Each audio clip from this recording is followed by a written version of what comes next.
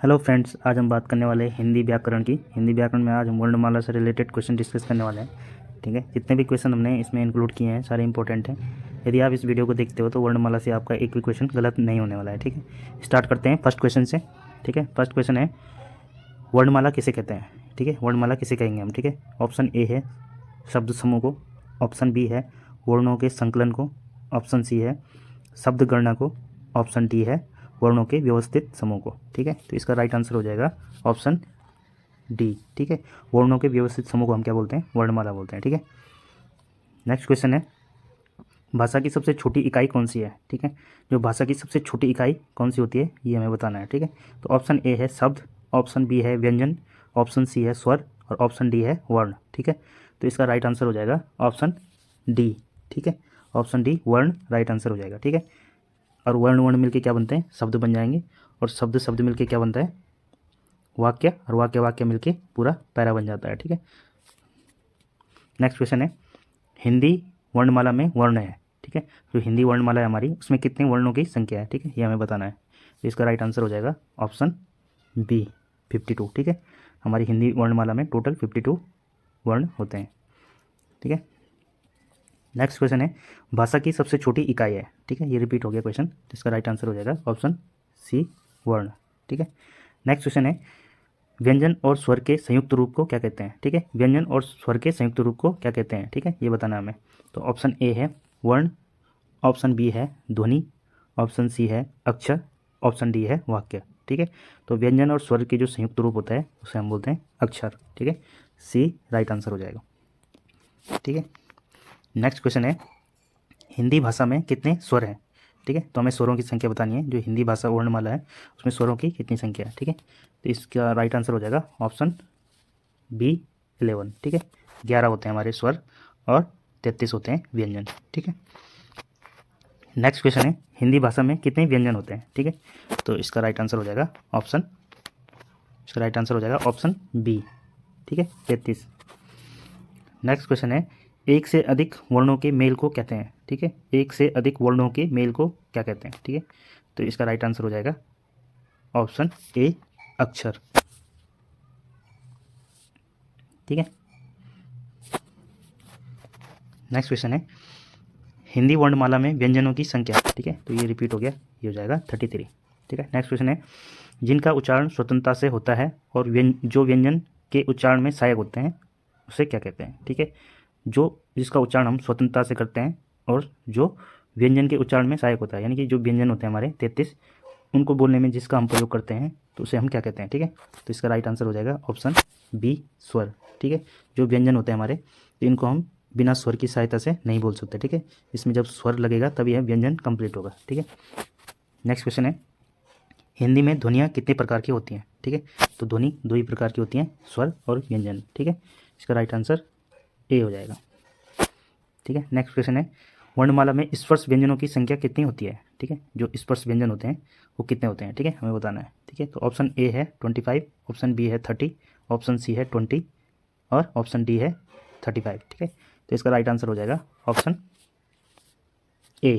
ठीक है, option A right हो जाएगा 25। ठीक है, स्पर्श व्यंजनों की संख्या 25 होती है। नेक्स्ट क्वेश्चन है भाषा की सार्थक लघुत्तम इकाई किसे माना जाता है।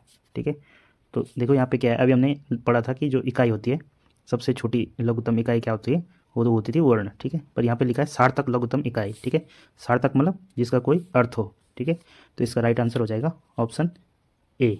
ठीक है, शब्द, भाषा की सार्थक लघुत्तम इकाई होती है शब्द। ठीक है, नेक्स्ट क्वेश्चन है लिपि चिन्हों के क्रमबद्ध समूह को क्या कहते हैं। ठीक है, तो इसका भी राइट आंसर हो जाएगा ऑप्शन डी वर्णमाला। ठीक है, क्वेश्चन की लैंग्वेज अलग है बट क्वेश्चन वही है। ठीक है, यही परीक्षा में किया जाता है, बस हमें जो क्वेश्चन की लैंग्वेज है वो चेंज की जाती है। ठीक है, और हम कंफ्यूज हो जाते हैं। ठीक है, नेक्स्ट क्वेश्चन है वर्णों के समुदाय को क्या कहते हैं। ठीक है, देखो कहीं पे समुदाय पूछ रहा है, कहीं पे समूह पूछ रहा है, कहीं पे लिपि चिन्हों के समूह को क्या कहते हैं। ठीक है, तो इसका एक ही आंसर है ऑप्शन ए वर्णमाला। ठीक है, नेक्स्ट क्वेश्चन है हिंदी भाषा में कुल व्यंजन। ठीक है, तो 33। ठीक है, रिपीट हो रहे क्वेश्चन। नेक्स्ट क्वेश्चन है शब्दों की सबसे छोटी इकाई तो वर्ण हो जाएगा। ठीक है, निम्न में दीर्घ स्वर है। ठीक है, हमें बताना है इनमें से दीर्घ स्वर कौन सा है, ठीक है। तो इसका राइट आंसर हो जाएगा ऑप्शन बी, ठीक है, ये इसमें दीर्घ स्वर हो जाएगा। नेक्स्ट क्वेश्चन है, निम्नलिखित में से कौन सा मूल दीर्घ स्वर नहीं है, ठीक है। तो इनमें से हमें मूल दीर्घ स्वर बताना है जो नहीं है, ठीक है। तो इसका राइट आंसर हो जाएगा ऑप्शन डी, ठीक है, जो ओ है ये मूल दीर्घ स्वर नहीं है, ठीक है। नेक्स्ट क्वेश्चन है, हिंदी भाषा में ह्रस्व स्वरों की संख्या कितनी है, ठीक है। ह्रस्व स्वरों की संख्या बतानी हमें कितनी होती है हिंदी भाषा में, ठीक है। तो इसका राइट आंसर हो जाएगा ऑप्शन बी 4, ठीक है। ह्रस्व स्वरों की संख्या कितनी होती है, 4 होती है, ठीक है। नेक्स्ट क्वेश्चन है, निम्न में दीर्घ स्वर कौन सा है, ठीक है। इसमें से हमें दीर्घ स्वर बताना है, ठीक है। तो इसका राइट आंसर हो जाएगा ऑप्शन ए, ठीक है, जो बड़ा आ है ये क्या है, एक दीर्घ स्वर है, ठीक है। नेक्स्ट क्वेश्चन है, किस स्वर के उच्चारण में दीर्घ स्वर से भी अधिक समय लगता है, ठीक है। ऐसा कौन सा स्वर है जिसमें दीर्घ स्वर से भी अधिक समय लगता है, ठीक है। तो इसे बोलते हैं हम पुलुत स्वर, ठीक है। ऑप्शन डी राइट हो जाएगा, ठीक है। नेक्स्ट क्वेश्चन है, पुलुत स्वर कौन से होते हैं, ठीक है, कौन सा है इनमें से बताना हमें पुलुत स्वर कौन सा है, ठीक है। तो जो ध्वनि हमें मतलब जिनका प्रोसेसिंग हम लेट तक करते हैं, जैसे ओम या फिर राम, ठीक है। तो ये हो जाएगा आपका ऑप्शन ए राइट, ठीक है। ओम क्या हो जाएगा, पुलुत स्वर हो जाएगा, ठीक है। नेक्स्ट क्वेश्चन है, हिंदी स्वरों का वर्गीकरण जब जीव के भाग के आधार पर किया जाता है तो निम्नलिखित में से कौन सा भेद इसके अंतर्गत नहीं आएगा, ठीक है। तो जो जीव के आधार पर हम जो वर्गीकरण करते हैं तो इनमें से कौन सा है जो नहीं है, ठीक है, इन ऑप्शन में से। तो ऑप्शन ए है अग्रस्वर, ऑप्शन बी मध्य स्वर, ऑप्शन सी पश्च स्वर और ऑप्शन डी विवृत स्वर, ठीक है। तो इसका राइट आंसर हो जाएगा ऑप्शन डी, जो ये विवृत स्वर है ये हमारे ओंठों के आधार पे है, और जितने भी ये तीनों हैं अग्रस्वर, मध्य स्वर और पश्च स्वर ये हमारे जीभ के आधार पे होते हैं, ठीक है। नेक्स्ट क्वेश्चन है, मध्य स्वर कहते हैं, ठीक है, इनमें से हमें मध्य स्वर बताना है, ठीक है। तो मध्य स्वर हो जाएगा ऑप्शन डी राइट हो जाएगा, ठीक है। नेक्स्ट क्वेश्चन है, स्वर ध्वनि के प्रकार हैं, ठीक है, स्वर ध्वनि के प्रकार बताना हमने। तो ऑप्शन ए है दीर्घ, ऑप्शन बी है प्लुत, ऑप्शन सी है ह्रस्व, ऑप्शन डी है उपयुक्त तीनों, ठीक है। तो जो स्वर ध्वनि के प्रकार होते हैं ये तीनों होते हैं, ठीक है। दीर्घ भी होता है, प्लुत भी होता है, ह्रस्व भी होता है, ठीक है। तो इसका राइट आंसर हो जाएगा ऑप्शन डी, ठीक है, ऑप्शन डी राइट हो जाएगा। नेक्स्ट क्वेश्चन है, स्वरों के उच्चारण में लगने वाले समय को कहते हैं, ठीक है। स्वरों के उच्चारण में लगने वाले समय को कहते हैं मात्रा, ठीक है। इसका राइट आंसर हो जाएगा ऑप्शन ए, ठीक है। नेक्स्ट क्वेश्चन है, ओ और ओ किस प्रकार के वर्ण हैं, ठीक है। तो इनमें से हमें बताना है कि ये जो ऑप्शन दिए हैं इनमें से हमें पहचानना है कि किससे इनका प्रोनाउंसिएशन होता है, ठीक है। ऑप्शन ए है तालव्य, ऑप्शन बी है मूर्धन्य, ऑप्शन सी है दंतोष्ट्य, ऑप्शन डी है कंठोष्ट्य, ठीक है। तो जो ओ है ये है हमारा, इसका राइट आंसर हो जाएगा ऑप्शन डी, ठीक है, कंठोष्ट्य, ठीक है। नेक्स्ट क्वेश्चन है, निम्नलिखित में से कौन सा संयुक्त स्वर नहीं है, ठीक है। इनमें से हमें बताना है कौन सा संयुक्त स्वर नहीं है, तो इसका राइट आंसर हो जाएगा ऑप्शन सी, ठीक है। बाकी ये सारे संयुक्त स्वर हैं, वो है वो संयुक्त स्वर नहीं है, ठीक है। नेक्स्ट क्वेश्चन है, निम्नलिखित में से कौन सा स्वर कंठ ताल्य है, ठीक है। तो जो कंठ ताल्य से जिसका प्रोनाउंसिएशन होता है, ठीक है, तो वो है ऑप्शन डी, ठीक है, ए राइट हो जाएगा, ठीक है। नेक्स्ट क्वेश्चन है, कौन से शब्द में अनुनासिकता है, ठीक है। तो अनुनासिकता बतानी हमने किस में है, ठीक है, कदम में, कंगन में या कंठाग्र में या फिर कंटीला में, ठीक है। तो इसका राइट आंसर हो जाएगा ऑप्शन सी कंटीला, ठीक है, कंटीला में अनुनासिकता देखने को मिलती है, ठीक है। नेक्स्ट क्वेश्चन है, किस वर्ण का उच्चारण स्थान कंठ तालु है, ठीक है, किस वर्ण का उच्चारण स्थान कंठ तालु है, ठीक है। तो ये वही क्वेश्चन है, ऑप्शन डी राइट हो जाएगा। नेक्स्ट क्वेश्चन है, ए के उच्चारण स्थान का नाम है, ठीक है, ए के उच्चारण स्थान का नाम है, ठीक है। तो तालव्य, दंत, कंठोष्ट्य या फिर कंठ तालव्य, ठीक है। तो जो ए का उच्चारण स्थान है वो है कंठ तालव्य, ठीक है, डी राइट हो जाएगा। नेक्स्ट क्वेश्चन है, वर्ण तालिका के अनुसार ह्रस्व, दीर्घ और प्लुत क्या है, ठीक है। तो ह्रस्व, दीर्घ और प्लुत क्या है, ये एक स्वर है, ठीक है। तो इसका राइट आंसर ए हो जाएगा। नेक्स्ट क्वेश्चन है, कंठ तालव्य कौन सा है, ठीक है। इनमें से हमने छांटना है 4 ऑप्शन में से कि जिनका उच्चारण कंठ तालु से होता है वो कौन से स्वर हैं, वर्ण है, ठीक है। तो इसका राइट आंसर हो जाएगा ऑप्शन सी, ठीक है, ए आई। नेक्स्ट क्वेश्चन है, निम्नलिखित में से कंठ ध्वनियाँ कौन सा है, ठीक है। निम्नलिखित में से कंठ्य ध्वनियाँ कौन सी हैं? इनमें से हमने कंठ्य ध्वनियाँ बतानी है, ठीक है, जिनका उच्चारण कंठ से होता है, यानी कि गले से होता है, ठीक है। तो यदि आप बोलने का अगर प्रयास करें तो आपको आंसर मिल जाएगा, जो ऑप्शन ए है, क और ख। तो ये क्या है? एक कंठ्य ध्वनियाँ है, ठीक है। ए आंसर राइट हो जाएगा। नेक्स्ट क्वेश्चन है, घ का उच्चारण स्थान कौन सा है? ठीक है, घ का उच्चारण स्थान बताना हमने, तो इसका राइट आंसर हो जाएगा, इसका भी हो जाएगा बी, ठीक है, कंठ, ठीक है। घ का उच्चारण भी कहाँ से होता है? कंठ से होता है। ऑप्शन बी राइट हो जाएगा। नेक्स्ट क्वेश्चन है, निम्न में कंठ वर्ण कौन सा है? ठीक है, इनमें से हमने कंठ वर्ण को बताना है, ठीक है। तो इसका राइट आंसर हो जाएगा ऑप्शन बी है यहाँ पे, तो अ है जो हम कंठ से उच्चारण करते हैं, ठीक है। नेक्स्ट क्वेश्चन है, स ध्वनि का उच्चारण स्थान क्या है? ठीक है, तो जो स है, सलजम वाला स ध्वनि का उच्चारण स्थान है तालु, ठीक है। इसका राइट आंसर सी हो जाएगा, ठीक है। नेक्स्ट क्वेश्चन है, हिंदी की सा ध्वनि है, ठीक है, तो इसका भी राइट आंसर हो जाएगा ऑप्शन बी तालु, ठीक है।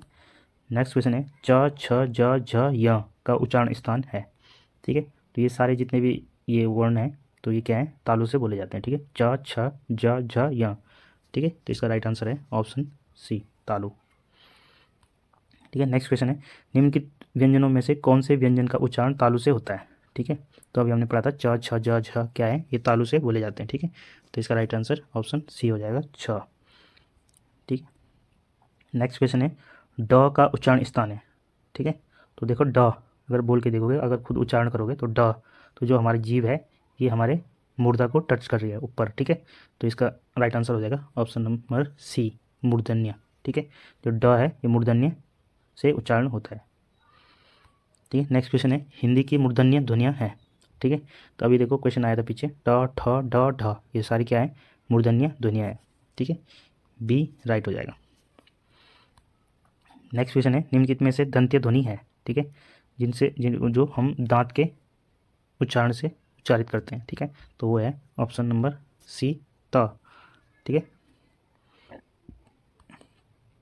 नेक्स्ट क्वेश्चन है, टा वर्ग में किस प्रकार के व्यंजन है? ठीक है, जो टा वर्ग में किस प्रकार के व्यंजन आते हैं? ठीक है, तो ट ठ ड ढ मूर्धन्य, ठीक है। इसका आंसर हो जाएगा मूर्धन्य सी, ठीक है। नेक्स्ट क्वेश्चन है, निम्न में से दंत्य वर्ण है, ठीक है। तो ये इसमें बहुत कन्फ्यूजन होता है, जो ता होता है ये दंत्य से उच्चारित किया जाता है, ठीक है। तो ऑप्शन सी राइट हो जाएगा, ठीक है। नेक्स्ट क्वेश्चन है, निम्नलिखित में से ओष्ठ्य ध्वनि नहीं है, ठीक है। इनमें से हमें बताना है कि इनमें से ओष्ठ से कौन सा उच्चारित नहीं होता है, ठीक है। तो चा, ठीक है, अभी हमने पढ़ा था पीछे, चा किससे होता है? तालु से होता है, ठीक है। अब प भ म ये तीनों किससे हो रहे हैं? ये ओष्ठ्य से हो रहे हैं, ठीक है। पर जो चा है ये तालु से हो रहा है, ठीक है। तो इसका राइट आंसर हो जाएगा ऑप्शन ए चा, ठीक है। नेक्स्ट क्वेश्चन है, हिंदी की ब ध्वनि है, ठीक है। तो अभी हमने पीछे पढ़ा था ब क्या है? ओष्ठ्य ध्वनि है, ठीक है। तो इसका राइट आंसर बी हो जाएगा ओष्ठ्य ध्वनि, ठीक है। नेक्स्ट क्वेश्चन है, अर्धस्वर है, ठीक है। इनमें से हमने बताना है कि अर्धस्वर किसे बोलते हैं वर्णमाला में, ठीक है। तो इसका राइट आंसर हो जाएगा ऑप्शन ए, या और व को क्या बोलते हैं? अर्धस्वर बोलते हैं, ठीक है। नेक्स्ट क्वेश्चन है, इनमें से कौन सा वर्ण स्पर्श व्यंजन नहीं है? ठीक है, तो क च ट त प, ठीक है। तो क च ये तो सारे हैं, क भी है, च भी है, ट भी है, बट जो य है, य स्पर्श व्यंजनों में नहीं आता, ठीक है। तो डी राइट हो जाएगा। नेक्स्ट क्वेश्चन है, प फ ब भ म, ठीक है, डैश व्यंजन होते हैं, ठीक है। तो ये क्या होते हैं? देखो बोल के अगर आप उच्चारित करोगे तो प फ ब भ म, तो ये हमारे ओंठों को टच कर रहा है जब हम बोल रहे हैं, ठीक है। तो इसका राइट आंसर हो जाएगा ऑप्शन बी ओष्ठ्य, ठीक है। नेक्स्ट क्वेश्चन है, हिंदी वर्णमाला में अंत्यस्थ व्यंजन कौन सा है? ठीक है, हिंदी वर्णमाला में हम अंत्यस्थ व्यंजन किन्हें बोलते हैं? ठीक है, तो इसका राइट आंसर हो जाएगा ऑप्शन सी, या र ल व, ये क्या होते हैं? अंतस्थ व्यंजन में गिने जाते हैं, ठीक है। नेक्स्ट क्वेश्चन है, निम्न में अंतस्थ व्यंजन कौन सा है? ठीक है, तो इनमें से हमने छांटना है कि अंतस्थ कौन सा है, ठीक है। तो यह हो जाएगा, ठीक है। अभी हमने पढ़ा या र ल व, तो यह अंतस्थ व्यंजन हो जाएगा, ठीक है। नेक्स्ट क्वेश्चन है, हिंदी वर्णमाला में उष्म व्यंजन कौन से हैं? ठीक है, तो उष्म व्यंजन जो होते हैं वो होते हैं ऑप्शन डी राइट हो जाएगा, स और ह, ये चारों क्या होते हैं? उष्म व्यंजन कहलाते हैं, ठीक है।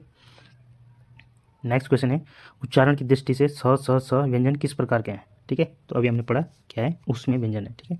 ऑप्शन सी राइट हो जाएगा, उष्म व्यंजन, ठीक है। नेक्स्ट क्वेश्चन है, निम्न में संयुक्त व्यंजन कौन सा नहीं है? ठीक है। इनमें से हमने बताना है कि संयुक्त व्यंजन कौन सा नहीं है, ठीक है। तो ये जो देखो अक्ष, त्र और ज्ञ, ये तीनों क्या है, ये तीनों हमारे संयुक्त व्यंजन है, ठीक है। बट जो या है वो संयुक्त व्यंजन नहीं है, ठीक है। तो ए राइट हो जाएगा। नेक्स्ट क्वेश्चन है संयुक्त व्यंजन ज्ञ बनता है, ठीक है। देखो जो ज्ञ है वो किस किस से मिलके बनता है, तो वो बनता है ज, ठीक है, प्लस य से मिलकर बनता है ज्ञ, ठीक है। तो इसका राइट आंसर हो जाएगा ऑप्शन बी, ठीक है, ऑप्शन बी राइट हो जाएगा।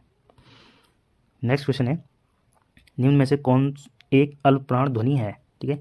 देखो इसके लिए ये वीडियो सिर्फ एमसीक्यू बेस है, इसमें आपको समझ में नहीं आएगा कि ये क्वेश्चन बोलना क्या चाह रहा है, ठीक है। इसके लिए आपको इसकी थ्योरी पढ़नी बहुत ज़रूरी है। अल्पप्राण होते हैं, महाप्राण होते हैं, सघोष होते हैं, अघोष होते हैं, ठीक है। इसके लिए आपको इसकी पहले थ्योरी जाननी जरूरी है, ठीक है। फिर भी मैं थोड़ा बहुत बता दूँ आपको, इनमें से कौन सा एक अल्पप्राण ध्वनि है, ठीक है। तो हमें बताना है अल्पप्राण, ठीक है, इनमें से छांटना है। देखो जो ये होते हैं ना क ख ग घ ग, तो इनमें से जो पहला होता है वो अल्पप्राण होता है, ठीक है। दूसरा फिर महाप्राण होता है, फिर अल्पप्राण होता है, फिर महाप्राण होता है, ठीक है। तो इसमें यदि हम चेक करें तो देखो क और ख, तो ये महाप्राण हो जाएगा ख, ठीक है। तो यहाँ पे जो ये क है ये क्या है, अल्पप्राण ध्वनि है, ठीक है, अल्पप्राण अवधान है, तो ये क अल्पप्राण है, ठीक है। जैसे क से शुरू होता है क ख क ख ग घ, तो ये अल्पप्राण हो जाएगा, फिर ये महाप्राण हो जाएगा, फिर ये अल्पप्राण हो जाएगा, फिर दूसरा महाप्राण हो जाएगा, ठीक है। तो हमें यहाँ पे क्या बताना है, अल्पप्राण बताना है, ठीक है। तो इसका का ए राइट आंसर हो जाएगा, ठीक है। नेक्स्ट क्वेश्चन है इनमें से कौन व्यंजन अल्पप्राण है, ठीक है। फिर से हमने अल्पप्राण बताना है, ठीक है। तो देखो अभी हमने क्या पढ़ा था कि खा क्या होता है, ये महाप्राण होता है, ठीक है, क ख, ठीक है। त थ, तो ये भी महाप्राण है, ठीक है। फिर च छ, तो च क्या है, ये एक अल्पप्राण है, ठीक है। च फिर छ च छ ज झ, तो ठीक है, ये अल्पप्राण फिर महाप्राण फिर अल्पप्राण फिर महाप्राण, ठीक है। तो इसका राइट आंसर हो जाएगा ऑप्शन सी, ठीक है, ऑप्शन सी राइट हो जाएगा। नेक्स्ट क्वेश्चन है कौन सी ध्वनि महाप्राण नहीं है, ठीक है। तो यहाँ पे हमने बताना है कि महाप्राण कौन सी नहीं है, ठीक है। तो ये भी महाप्राण है, महाप्राण नहीं है, ठीक है, ये भी नहीं है, ये है, ठीक है। तो इसका राइट आंसर हो जाएगा ज, सी इसका राइट आंसर हो जाएगा, ठीक है। नेक्स्ट क्वेश्चन है प्रत्येक वर्ग का दूसरा और चौथा वर्ण क्या कहलाता है, ठीक है। तो अभी हमने पढ़ा था कि पहला प्रत्येक वर्ग का दूसरा और चौथा, दूसरा यानी कि महाप्राण, ठीक है, और चौथा महाप्राण, ठीक है। तो इसका राइट आंसर हो जाएगा ऑप्शन ए महाप्राण व्यंजन। प्रत्येक वर्ग का दूसरा और चौथा क्या कहलाता है, महाप्राण व्यंजन कहलाते हैं, ठीक है। नेक्स्ट क्वेश्चन है हिंदी के स्पर्श व्यंजन के 5 वर्गों के दूसरे और चौथे वर्ण होते हैं, ठीक है। तो इसका ये रिपीट हो गया क्वेश्चन, इसका भी ये आंसर हो जाएगा अल्पप्राण व्यंजन, ठीक है। अघोष वर्ण कौन से होते हैं, ठीक है। तो इसमें राइट आंसर हो जाएगा ऑप्शन बी जा क्या है, अघोष वर्ण है, नहीं सॉरी, इसका राइट आंसर हो जाएगा ऑप्शन डी सा क्या है, एक अघोष वर्ण है, ठीक है। नेक्स्ट क्वेश्चन है निम्न में घोष वर्ण कौन सा है, ठीक है। तो घोष हो जाएगा ऑप्शन सी च, ठीक है। नेक्स्ट क्वेश्चन है हिंदी वर्णमाला में अंग और अह क्या है, ठीक है। तो कई बार रिपीट होता है ये क्वेश्चन, बहुत बार आया, बहुत एग्जामों में आता है, जो अंग आ को बोलते हैं हमारा अयोगवा शब्द, ठीक है। जिसका राइट आंसर हो जाएगा ऑप्शन सी अयोगवा, ठीक है। नेक्स्ट क्वेश्चन है दंतोष्ठ्य ध्वनि कौन सी है, ठीक है। तो इसका राइट आंसर हो जाएगा ऑप्शन बी प फ ब भ जितने भी होते हैं ये क्या होते हैं, दंतोष्ठ्य होते हैं, यानी कि दंत और ओष्ठ की सहायता से उच्चारित किया जाते हैं, ठीक है। नेक्स्ट क्वेश्चन है निम्न में से कौन सा व्यंजन पार्श्विक है, ठीक है। तो ये भी कई बार रिपीट होता है, तो इसका राइट आंसर हो जाएगा ऑप्शन सी ल को क्या मानते हैं हम, पार्श्विक व्यंजन मानते हैं, ठीक है। नेक्स्ट क्वेश्चन है निम्न में से कौन सा व्यंजन पार्श्विक है, ठीक है, रिपीट हो गया क्वेश्चन, ला हो जाएगा। और लास्ट क्वेश्चन है अयोगवा कहा जाता है, ठीक है। जो अयोगवा व्यंजन अभी हमने पढ़े, अयोगवा जो वर्ण हमने पढ़े, तो जो ये होते हैं अंग और अहा, ठीक है। तो देखो इसमें क्या, इसको बोलते हैं अनुस्वार और इसको बोलते हैं विसर्ग, ठीक है। तो जिसमें अनुस्वार और विसर्ग यूज होते हैं उन्हें क्या बोलते हैं, अयोगवा बोलते हैं, ठीक है। तो इसका राइट आंसर हो जाएगा अनुस्वार एवं विसर्ग, बी राइट आंसर हो जाएगा, ठीक है। Thanks for watching video.